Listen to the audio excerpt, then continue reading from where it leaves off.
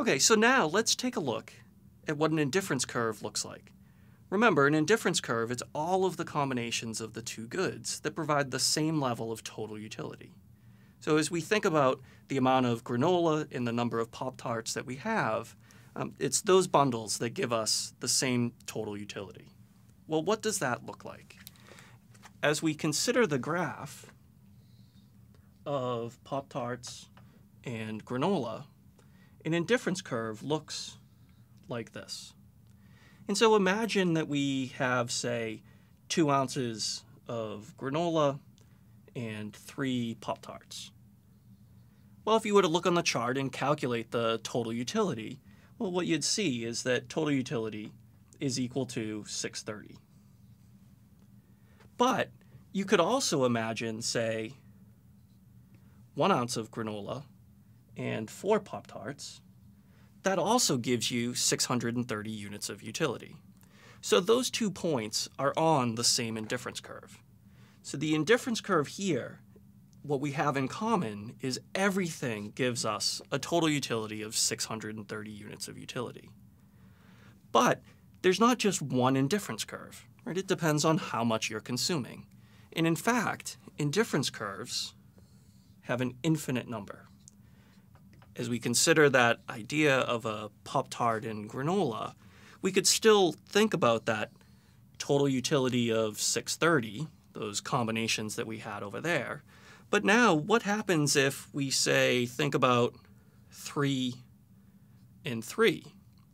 Well, that's a point out here. Right? That's an additional unit of granola. And in fact, that would give us a total utility of 710. And in fact, all of these points have a higher level of utility than these. And why is that important for us? Because we look at this and say, well, sure, if I'm comparing 2 points where we have 3 Pop-Tarts and 2 granola, and that gives me 630, 3 Pop-Tarts and 3 granola, that gives me 710. You look at that and say, well, of course, you have more granola, so that's better. But the big benefit for us, it allows us to compare points that, say, maybe have more of both goods.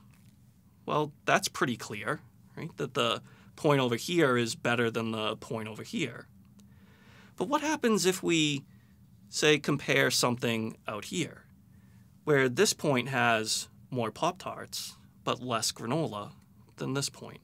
Which one's better? At that point, it matters now whether we get more marginal utility from that extra Pop-Tart than we did from the granola that we gave up.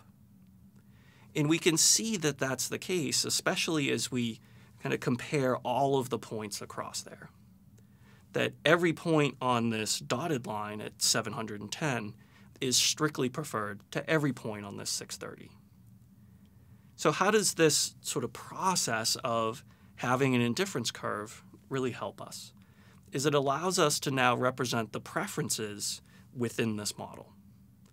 And what we're going to look at next time is thinking about taking that budget constraint and then combining it with the indifference curve.